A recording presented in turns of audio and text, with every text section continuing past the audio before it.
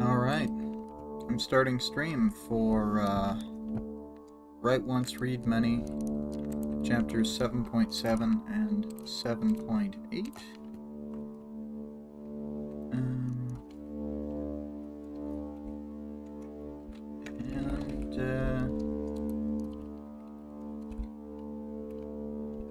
Got the link out there. Okay, and I'm starting the speed draw. And,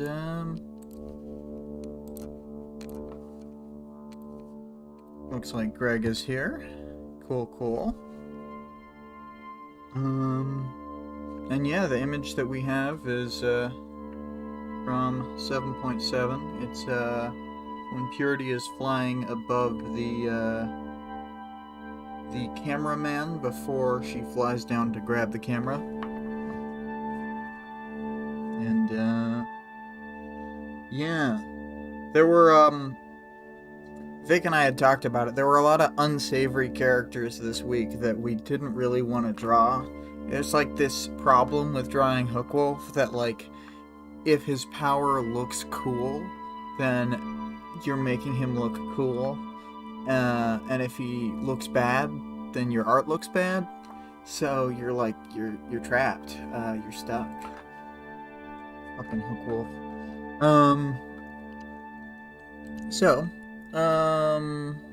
Yes, I had come up with an audience participation question, but I'll wait until possibly the other two usuals show up, if they do. I'll talk about the theme that I definitely pulled out was escalation of violence. Like, obviously... oh yeah, Greg says it's the American History X problem. Yeah, if you make Ed Norton look awesome, even if the whole thing is that he realizes that being a Nazi is bad in the movie, you'll still have this imagery of, like, Ed Norton as a Nazi before he realizes it's bad. Yeah, then they'll, like, appropriate that imagery and stuff, like they did in real life. It's a whole thing. But, yeah, the escalation of violence. Like, I'll talk about it during the bit where we're actually there, but Purity, she's always been evil, but she's just sort of acting out the things that have been underlying before. It's Vale, yay! Oh, and I really like the camera grain, like the RGB pixels that you can see on this, that there's the filter over the image. I forgot to mention that. I thought that was a really cute detail. So it looks like an old television. But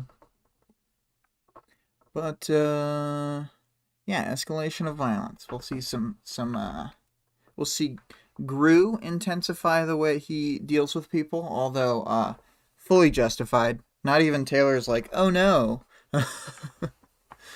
And then 2 plus 4 times 5 isn't here yet, but if he shows up, I will just say the audience participation reminder again. But I came up with a question at the last minute for this week, which is, who's the MVP of this skirmish? And we'll talk about that at the end in the audience participation section. So, I was not great about getting this script together, and it was very last minute, you know, as is often, but I tried something new. It is much less scripted out and much more like choppy summary, I guess. So we'll see how it goes. We'll see if it's good. I don't know. I think it might just be bad, but it was much faster to write. Anyway, we start off in Brian's apartment. This is kind of a next scene from when they split up. They had, or from, not when they split up, but from when they left the little mall they were at where they had been at the bookstore and stuff. Taylor's watching the news. She hasn't been patched up by Brian yet. Purity's flying over a house that's like the Rachel's dog house thing with the crane jutting out of it and stuff.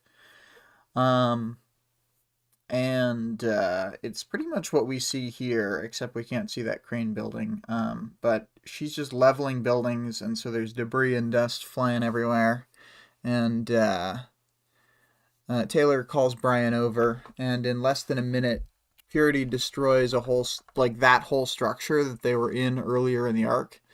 Um, and then she starts systematically destroying the buildings in the area. At one point, she points the like her beam power with two hands at the base corner of one building, and then sort of slow sweeps it across to the other corner, and then the building starts collapsing. And then she kind of goes ham. She tries two buildings at once, one beam from each hand, and that works too. So, uh, it's becoming a problem that she can knock down about a building a minute, or maybe even faster. And her beam is described here. I'll talk about it more in the powers section, but it's not like a laser. It's like a spiral, and it is very wide across. It's like, it says it's as wide as she is tall, so it's like 5 feet at a minimum. I would guess she's kind of a shorter parahuman from how they always talk about her being mousy and stuff,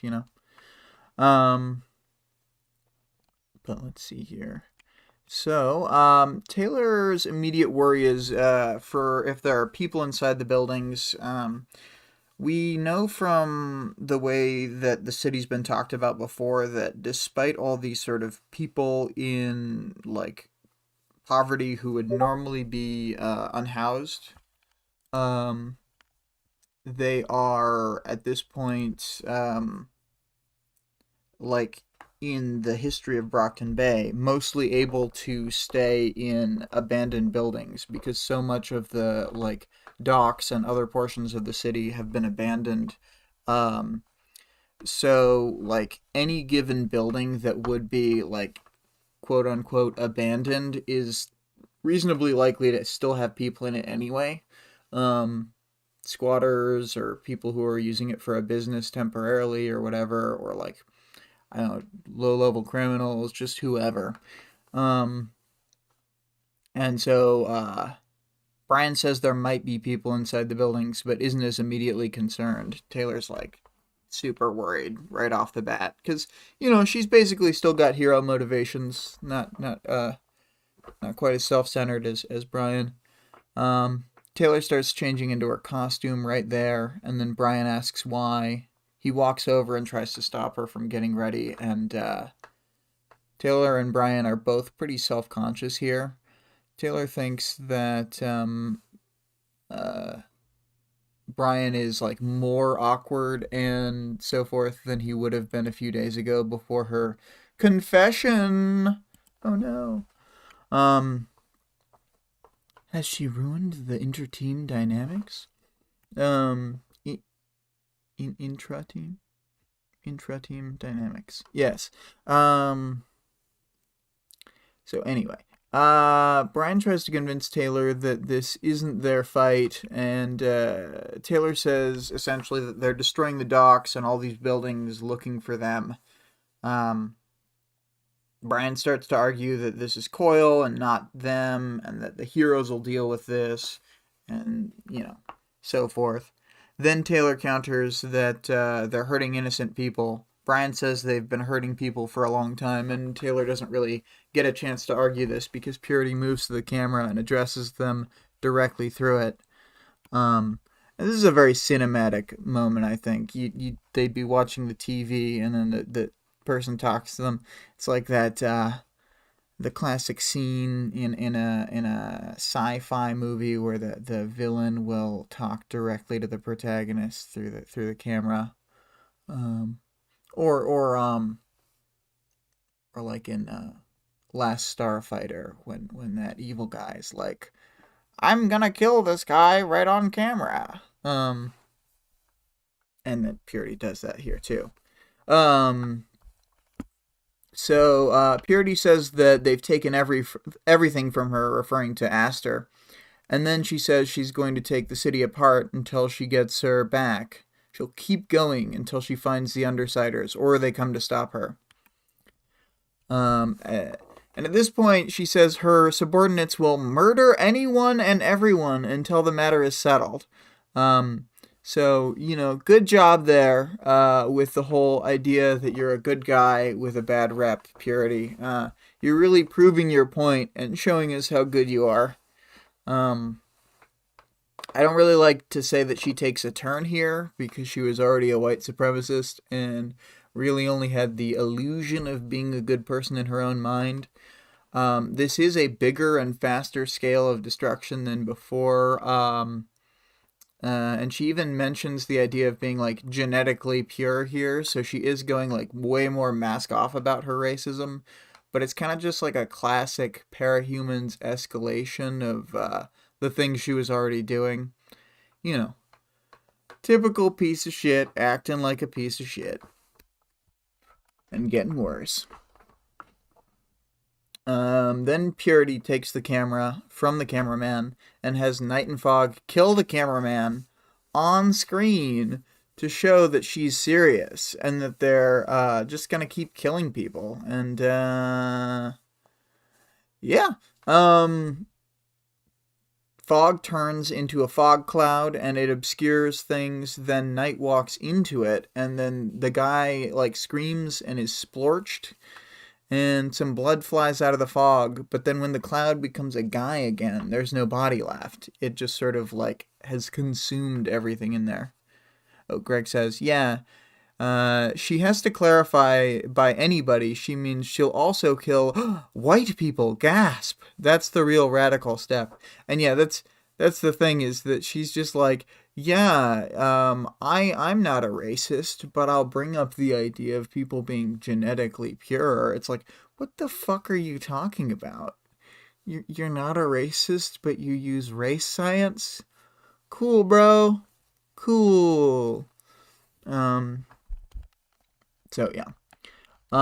So I was a little wrong in the previous episode because I had mentioned that Alabaster had been on Kaiser's team, but I had actually misremembered that. He's more part of Purity's crew.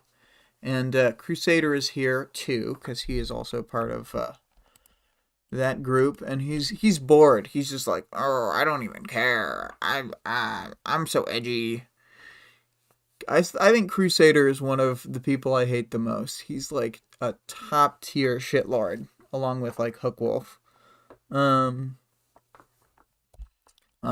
Purity says they're not the ABB and that they're stronger and have larger numbers.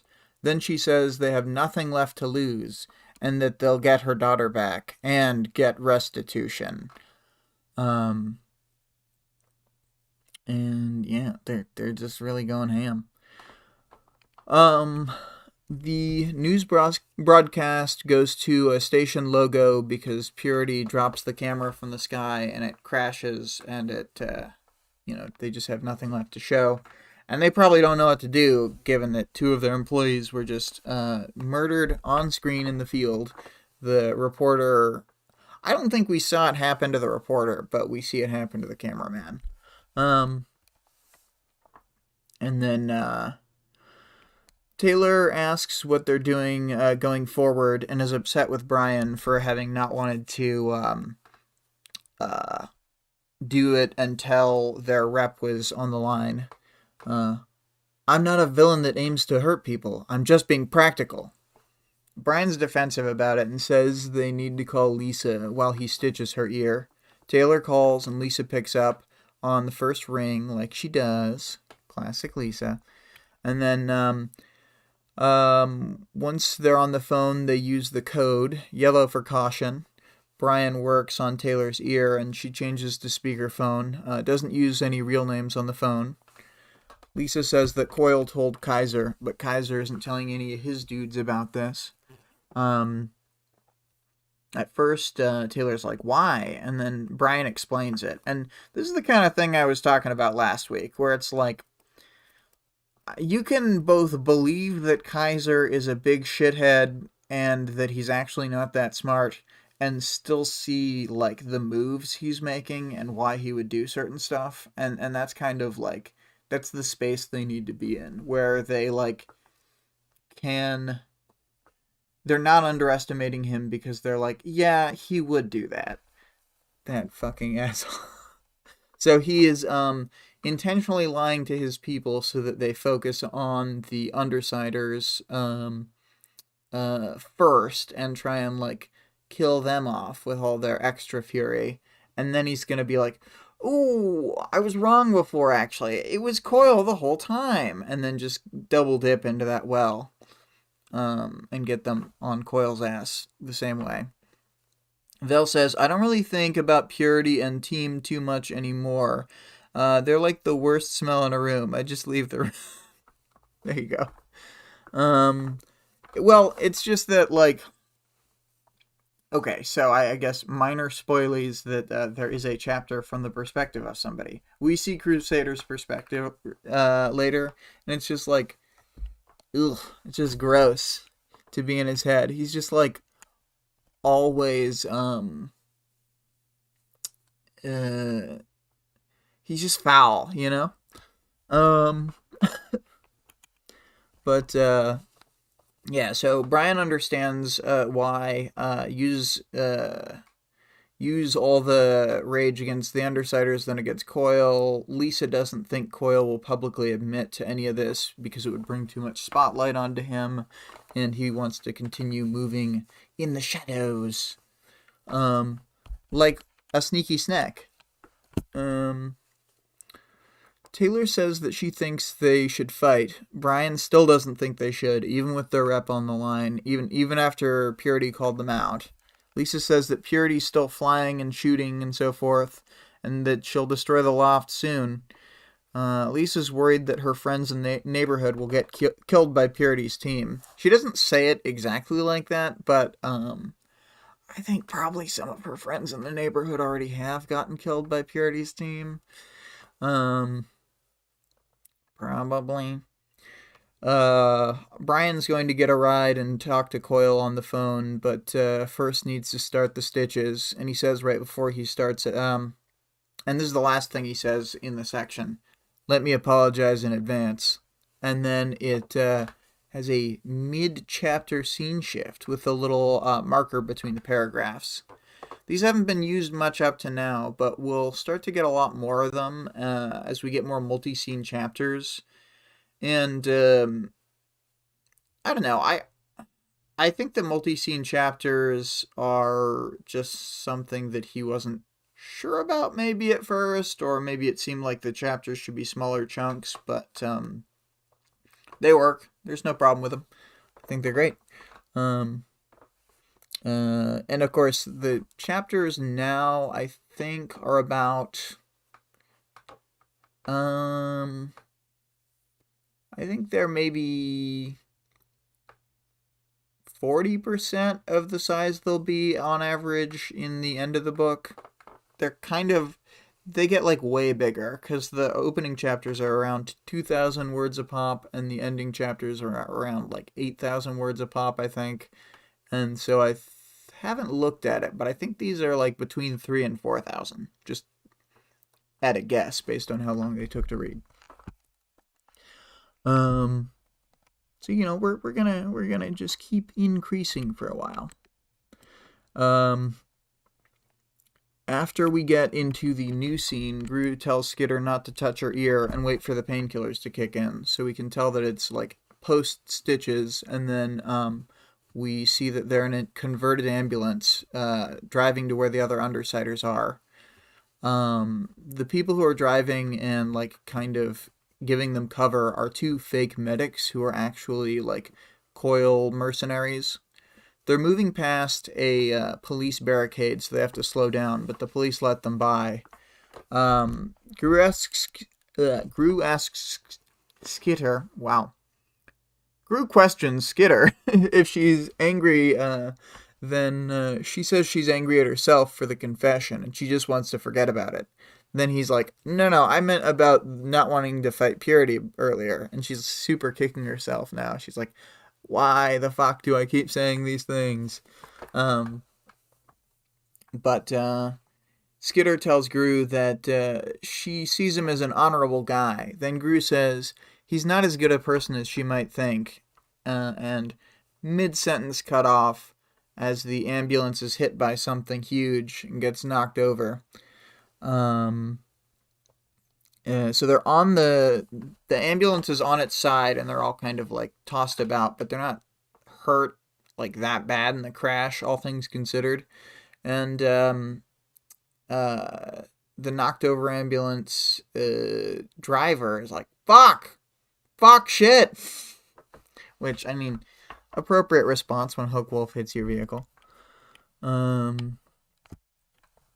So he wasn't even really going for them. They were just knocking over the ambulance as a matter of course, because they were Hookwolf and his little 3-person animal squad was walking toward the police barricade to just break apart the barricades. Hookwolf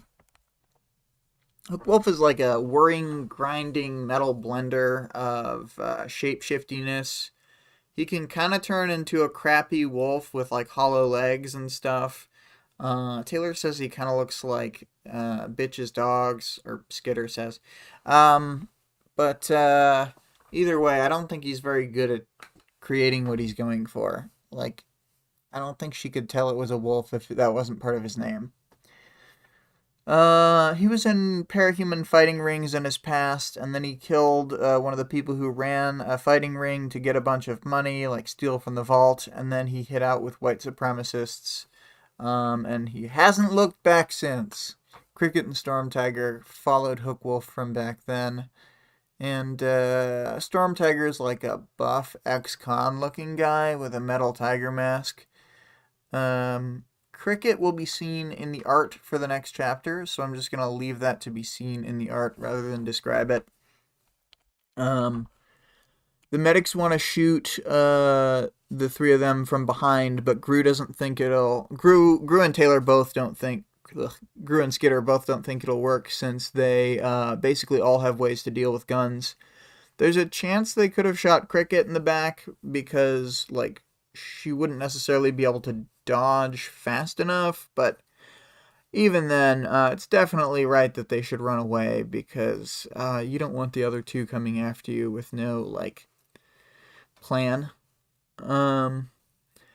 Gru sets up darkness so that it doesn't make noise when they get out of the ambulance, and then Skitter spreads her swarm and now has like an area sense.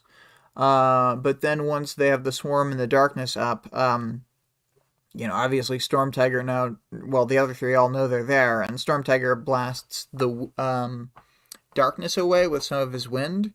And he knows where Skitter is because he had smelled her with his enhanced senses, so he was able to blast the right area. Greg says, disgusting soldiers as medics, or disguising soldiers as medics, cool, totally not a bad idea or war crime. Well, no one said Coyle was a good guy or not a war criminal.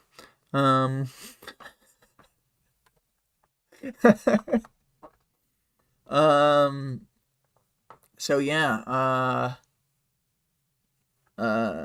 it's kind of a problem. Storm Tiger, he's got all this windy power, and he's walking up to Skitter, and that's where the chapter ends. And I guess he's got a super deep voice, and yeah, I don't know. Anyway, so final chapter thoughts.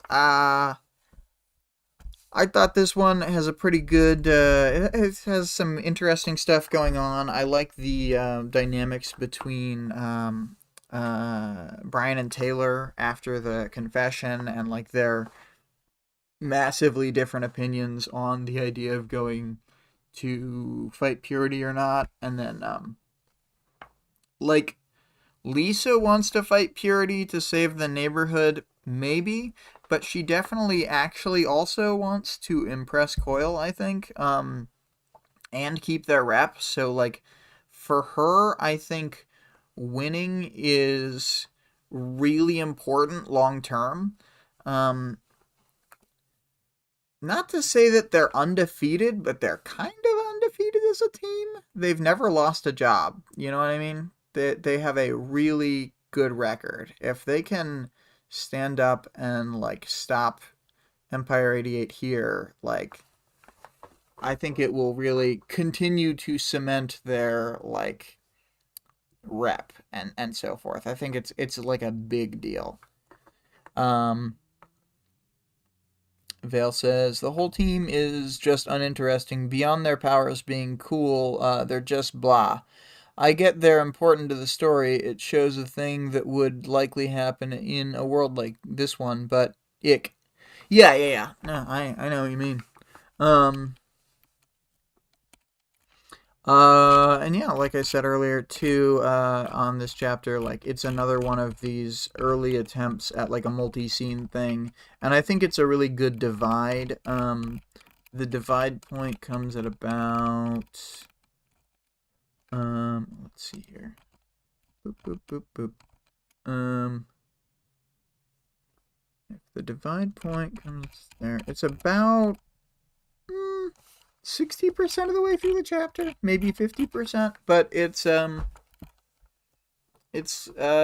got two good solid scenes that both feel like they have a beginning, middle, and end, and there's like a really nice elliptical cut, I think, as you'd call it in a television program, between the stitches and then Taylor touching the ear on in the real Amber Lamp, which is kind of funny because she's healed and then they get in the ambulance to go deal violence. I didn't even think of that. That's kind of comical. Vale says, this is the point where the story claims Skitter is stinky. Technically correct. I guess I wouldn't have called it out like that. I think Skitter has any smell at all, and it's calling out that Gru has no smell at all. Anyway, moving on to 7.8. Storm Tiger keeps clearing some darkness, revealing the other two Animal Squad members. Storm Tiger says he can't smell Gru, but Skitter can sense that he's sneaking around in the darkness, so she knows he's still there, and she thinks, oh, that's weird. But as we saw from Brutus's perspective, Gru has no smell. Hookwolf tries to interrogate Skitter about where Bitch is. She doesn't say anything. I mean, she says that they split up, so they're not together, and that she doesn't know where she is, but she doesn't say anything that would be useful to the baddies. Skitter doesn't have a way to escape with the two of them there. There's kind of no direction to run between Hookwolf and Storm Tiger. The lady medic who had been exposed when a bunch of darkness was banished by Storm Tiger gets up suddenly, runs toward the darkness, pulls out a gun, and shoots Hookwolf, who's unfazed, and then shoots at Storm Tiger, who, like, the bullets just don't hit him because wind powers. And then Cricket follows that lady into the darkness with her weird scythes. And in just a moment, when they pop back out, I'll switch. Actually, I'll switch it now to the speed draw. And then we'll. So yeah, she follows that lady into the dark with her weird scythes, and then Hookwolf can tell that the medic is actually one of Coil's mercenaries, but Skitter says nothing. Come on, Gru. I couldn't handle this alone. She is freaking out more than we've ever seen her freak out up to this point, I think. In terms of just, well, let me think. In Arc 4, she was too concussed to really freak out like this mentally, I think. So, yeah, I'll say this is the most we've seen her freak out. Gru's still in the ambulance, collecting the driver's gun and a tank of pressurized gas. And Cricket comes out of the darkness and throws the lady mercenary down in front of her. We can see Cricket's appearance here with the X-shaped scars. She's been like cut a bunch of times in kind of a I don't know if it was like some ritual way or if it was like a specific form that someone was torturing her. I have no idea what her exact backstory is, but she's got crisscrossing cuts all over her. Maybe she cut herself? I don't fucking know. But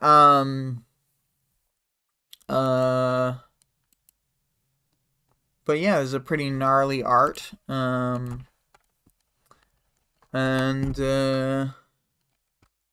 Yes. She throws that lady mercenary down on the ground in front of Hookwolf, and Hookwolf threatens to torture, murder Skitter with Storm Tiger's power. Gru goes all Jaws on this situation and throws a gas tank out, covers it in darkness, then shoots it. And because it was covered in darkness, it doesn't like deafen them all, but it blows up Hookwolf and Storm Tiger. Storm Tiger was further away, but has a mostly normal human body, so he's not dead, but he's like on the ground, like very probably internally bleeding and so forth. And Gru walks over and just shoots him once in each leg. Then Cricket goes, "Hey!" Which I think is a really funny thing, personally, because I hate these guys. So when she's just like, "Don't do that! That was mean to shoot him in the legs." Yeah, Hookwolf attacks, and they run into the darkness. Hookwolf and Cricket can both just kind of flip out, like, blind attacking an area and, like, kind of be effective. So it's a problem. But Skitter manages to run around in the darkness and avoid Hookwolf to the point where he's lost track of her. And she's kind of got the bug zone, like a big three-dimensional web of bugs flying about so that she can feel where things are. Cricket attacks Gru and is like super dangerous. For a moment, Skitter is happy because the hostage is released, the lady medic. But then Cricket starts cutting up Gru. She gets 3 good strikes on him, and Skitter's upsetty again. Greg says, "Pity Storm Tiger was knocked out, or he could have given us all a Neil Breen, no, before he gets shot." True. That would have been pretty good. I think the problem is that if he could kneel, well, whatever that actor's name is, if he could do the no line, then he could probably use his stupid wind. That jerk. But he gets what's coming to him, and he gets shot in the legs. Gru darkens the area, and then Cricket starts using her main power, a sonic drone that she's using as echolocation right now. They can't hear the power, but it makes them feel nauseous and lose their balance and stuff. I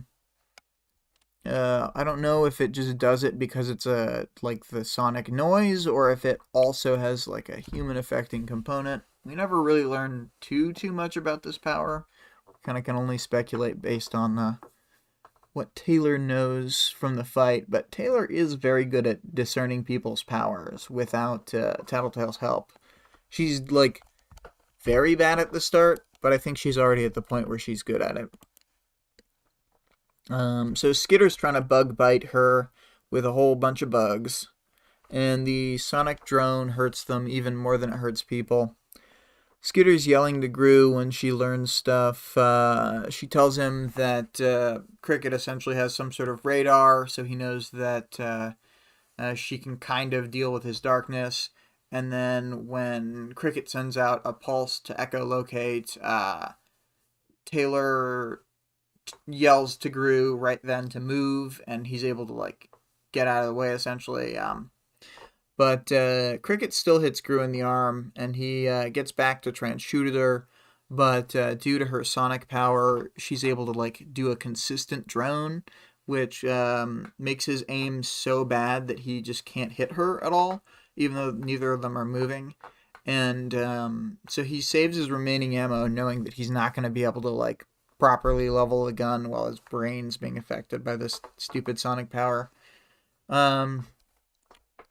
Skitter had been stabbed in the melee, but didn't get all cut up, just bruised and stuff because of her high-quality costume.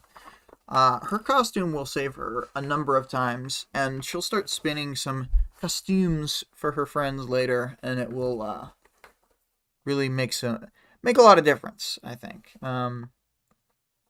when she becomes the web spinner.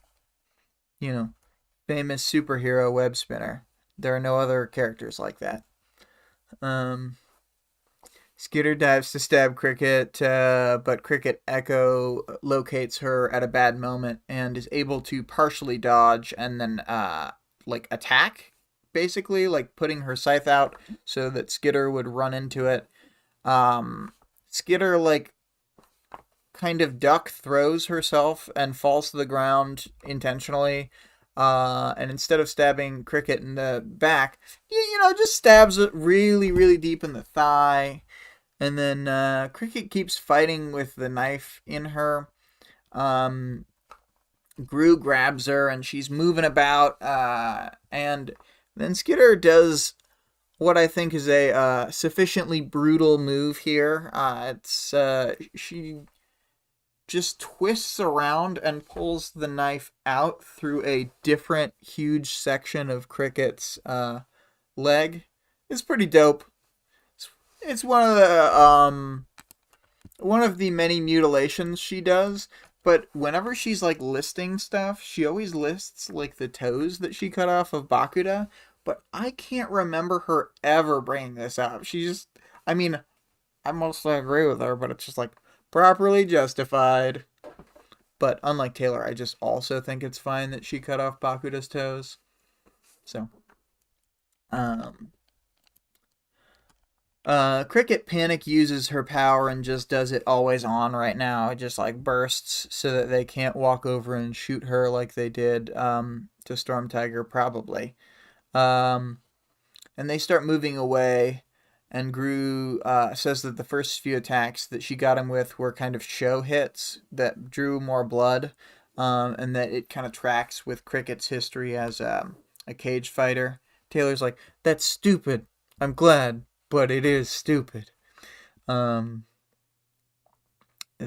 get supplies from the ambulance and move away. I didn't mention it earlier, but Hookwolf had been sort of climbing buildings and stuff to try and look down and see them, but he was unsuccessful at that. So they review... Gru and Skitter kind of review what happened in the fight and Cricket's powers as they're getting away. They have moved several blocks off, and then they stop using Gru's darkness, and Gru compliments Tattletale's power in a way, saying that he hates not knowing other people's powers, and this really shows him that she kind of earns her keep. They make it to the abandoned church with the other Undersiders. Tattletale is legit worried to see Gru's injuries, and is like, Gru! They touch base on the fight that just happened, and the others say that the E88 know they're in this general area because they had their own much less harrowing skirmish with the dogs and stuff. Purity's still knocking down buildings, according to Regent, who, as ever, is bored. Taylor starts working on Gru's arm, and Skitter starts clearing things out of his wounds. Gru mentions that Cricket might have poisoned her weapons, which alarms Skitter, but Tattletale lets them know that there isn't poison. Gru wants to run guerrilla strikes on the Empire with dogs avoiding the heroes or any large groups so that they could just pick people off over and over again. And then, I think with the intent that, the heroes would be corralling people around, and then they would pop out of nowhere to get some Empire 88 guys and just kind of whittle away their forces while the main fight went on between what we'll see in the next two chapters is like the combined forces of the Protectorate, the Wards, and the New Wave. I say the New Wave, even though they're just New Wave, but Tattletale says that they can't because Gru will pass out if he rides the dogs. Tattletale says that they need to make a play to get Purity directly. And then it goes to Taylor going, like you said before, I told Gru. Quiet, pulling the pre-threaded needle free of the spool. Let me apologize in advance. Aw, cute. They each gave each other battlefield surgery on the same, like, kind of thing. They each gave each other stitches today. Aren't they a sweet couple? Anyway. Down to final chapter thoughts. I don't know. I think that this is another good one. They face some really dangerous opponents, but they kind of don't do that bad. Like they kind of kill it. Sometimes you get cut up by cricket, but other times you blow up Storm Tiger with a bomb and shoot him in his legs. And sometimes that's the same day. I think this fight can be a little hard to follow, and so can the next one. I know the next one, we'll talk about it more then, but it was a rewrite. I think that Wildbow was kind of rushed during this section of writing the story. He was like moving or something, but yeah.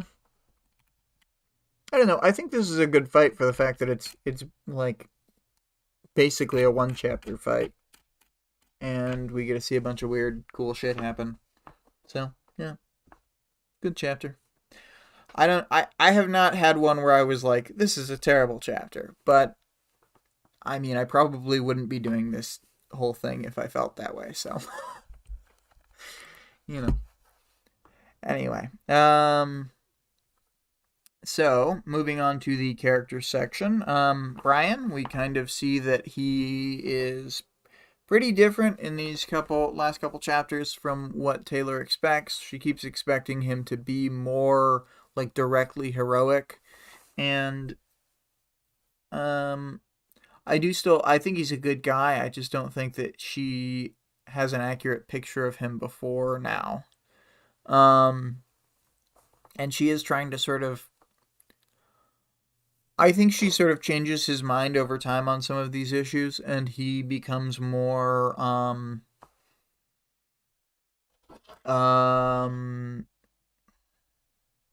generally selfless. I'm not sure how to say it. Like he is more willing to throw in for other people. Anyway, I think he improves on this front over time. I also noticed something that I hadn't thought about before, but there are lots and lots of times, not to say that they don't all get hurt and that Taylor doesn't also get like massively injured in this story, but like I think Brian and Taylor are Brian is probably the only like main-ish character who gets hurt more than Taylor in the story. And I mean, I guess it's arguable, but I'm saying it goes like Brian, Taylor, I guess Lisa next, but I think it's like a big gap from the like Brian Taylor tier to the next people down. Yeah, Alec doesn't get hurt at all in this story, and that's why he's a king. That's right, Greg. But yeah. Because, I mean, like, Lisa gets her, like, arm pulled out of its socket and gets a really bad, like, slash wound at one point. But, yeah, Brian and fucking Taylor go through the ringer.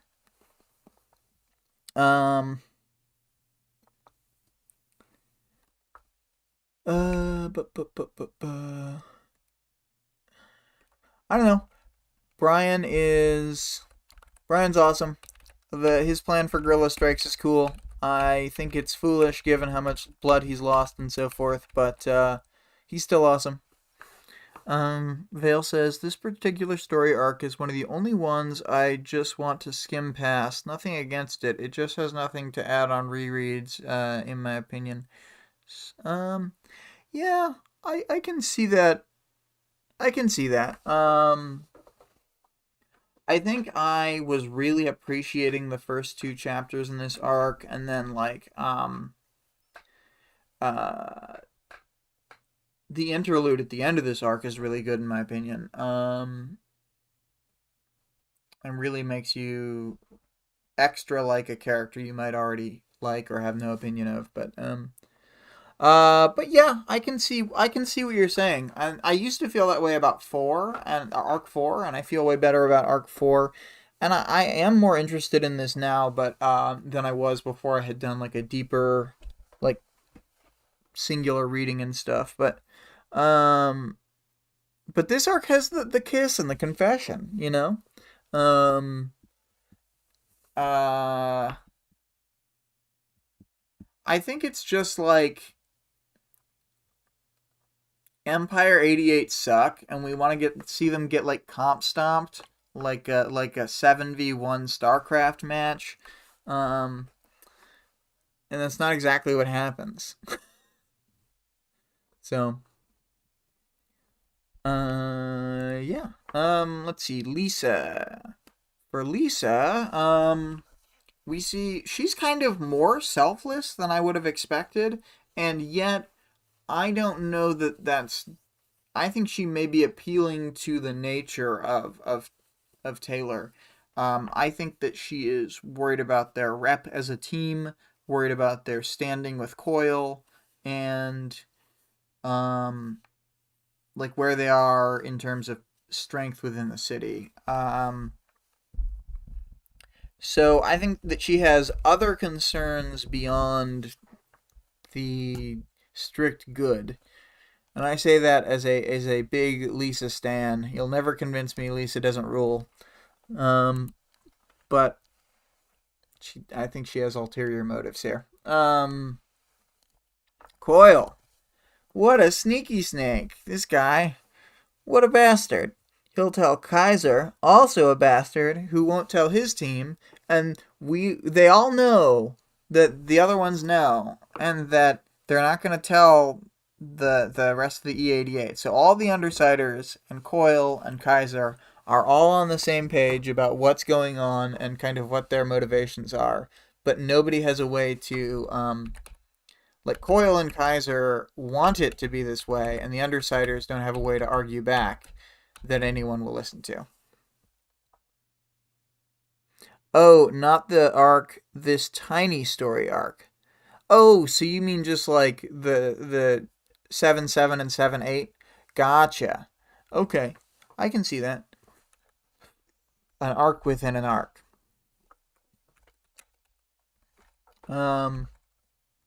Alec, barely see him. He's bored. Even when Purity's gonna zap him with a laser. Oh, you think 7-7 and 7-8 are your least favorite chapters? Damn! I mean, fair enough. But, in a 302 chapter book, that is a big roast on those two chapters.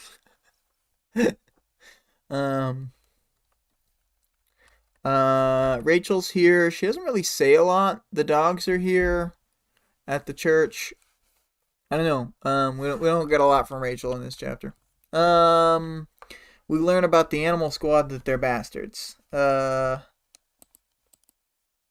then I'm gonna hop to the powers, knowledge, and world building. This kind of overlaps with the characters for Purity, so I kind of put her first here. Her attack isn't exactly a laser. It's a weird double helix because it's like a spiral from each hand, so it goes into double helixing when she just does two beams forward. And I feel like it's like symbolism for her obsession with race and genetics. like, she's always saying that she doesn't care about it, and she's always saying whatever, but her fucking name is Purity. Um, and, like, the modern concept of purity is so tied with, like, racism and with, like, weird, like, ideologies that it's just like, what a toxic mess. And yeah, purity fucking sucks. Her beam is really, like, wide as fuck. It's wider than she is tall, so I think it's at least 5 feet tall, or wide or whatever. And I mean, if you just think of like a 5 foot, you can essentially think of it as like a circle destruction because those two things are spinning, and like you just grind through something. I mean, I don't know. It's very powerful compared to most of the things we've seen so far. Like Cricket's power is to do a sonic chirp at you. Purity's power is to fire a fucking deadly beam. But I guess her crew is reasonably deadly to fit the group. Night and Fog, they're there, and we see them kill a cameraman for no reason, just to be like, we're tough, bros. We can kill whoever we want, and we will kill everyone for some reason. Good plan. Night,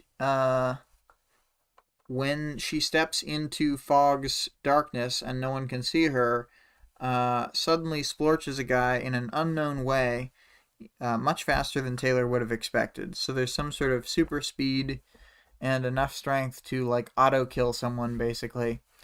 Fog, weird death gas cloud person. I mean, it really fits with the fact that these guys are Nazis. He kills them with a gas cloud and then erases their bodies from the world. It's very like hitting the nail on the head with this metaphor. And then Alabaster's there. He is so white. That's all we know about him so far. He's so fucking white though. And then yeah, we just see Crusader in the background. We don't know his power yet. We got the mercenaries. I think these guys are great for the world building. We see that Coil's mercenaries are ready to fight to the death. We don't know it in this chapter, but neither of them die. They both make it. Pretty cool.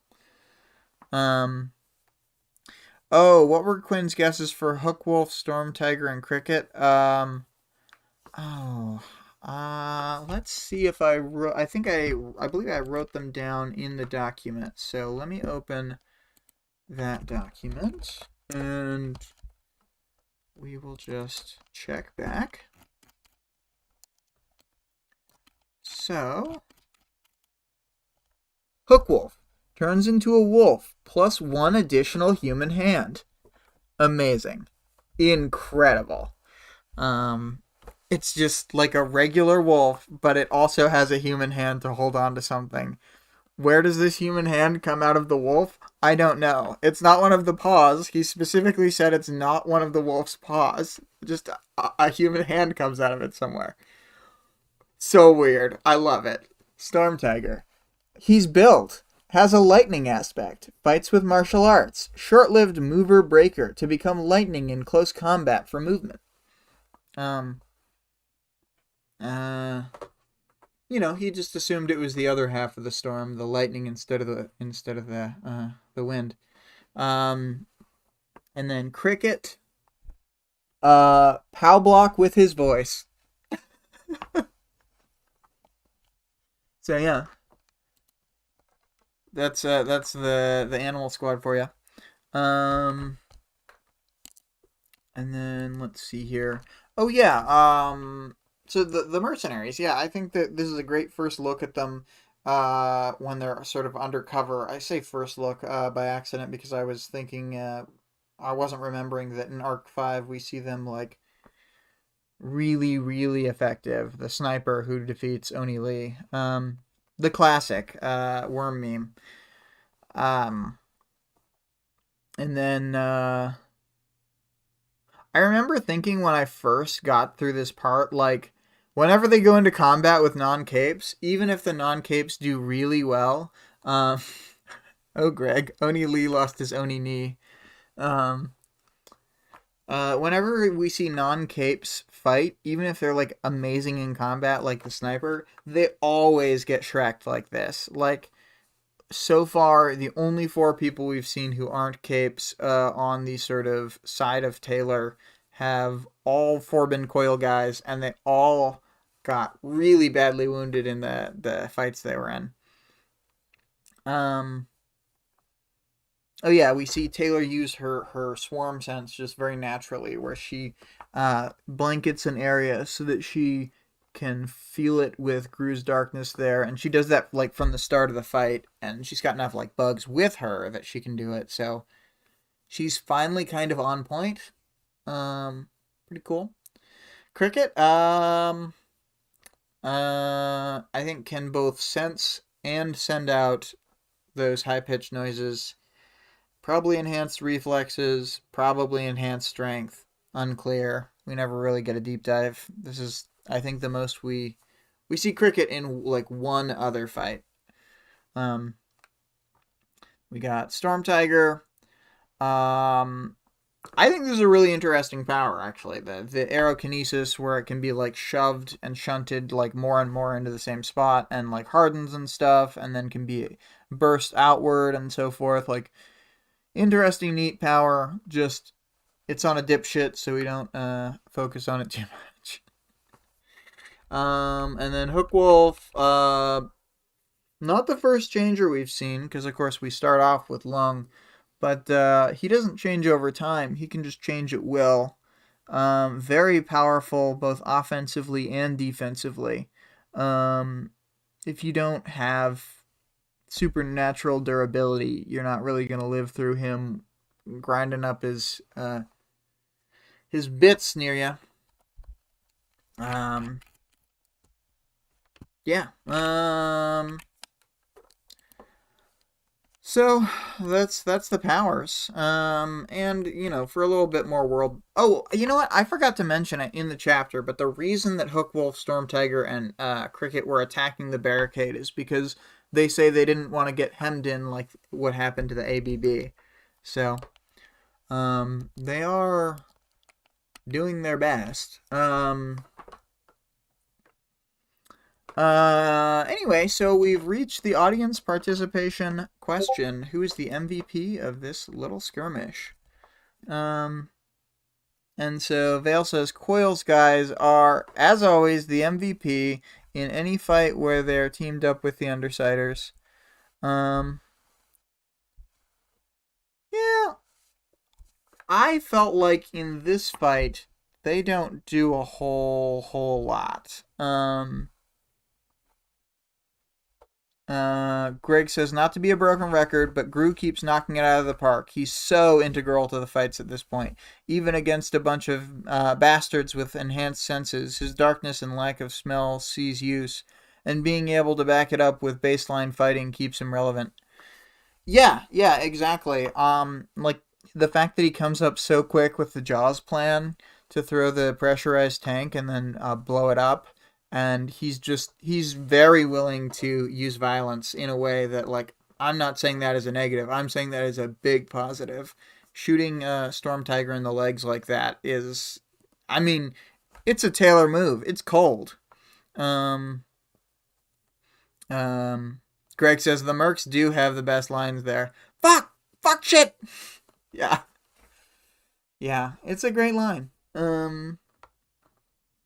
And I agree. In my opinion, in this skirmish, like, Gru, he does the most. He takes down one of their enemies permanently. He like distracts Cricket with his like fighting generally to the point where Taylor gets the stab off, but she only really gets the assist, I would say. her bugs were decent at keeping her running around and avoiding Hookwolf, but she was really only keeping herself in the fight. So it's like obviously good that she was there, but Gru was nailing it. Snailing it. I guess they, you know what? I'm underestimating the amount of teamwork that they had, because without Skitter being able to hear the power, then Gru wouldn't have been able to know when to dodge out of the way several times. So this was a real team effort, but still Gru. He's also the reason they got away after the fight and Hookwolf couldn't, reasonably follow them. Because he could either follow the darkness cloud and, poke about trying to find them, or he could pick up Storm Tiger, who's just been shot in the legs. And while he is a douche, he does stay behind, I think, to pick up and retrieve Storm Tiger. So, there we go. That's all our opinions on it, I think, and I don't think anybody else is in the crowd, so no one's going to offer any last-minute answers. My next audience participation is basically the same question, but for this much larger fight that happens in 7.9 and 7.10. Who is lay MVP of that fight? And I mean, I'm basically at the end of the, I know it's only been an hour, but I'm basically at the end of my material here, unfortunately. So I am going to start playing the outro music, and I'm going to read the links.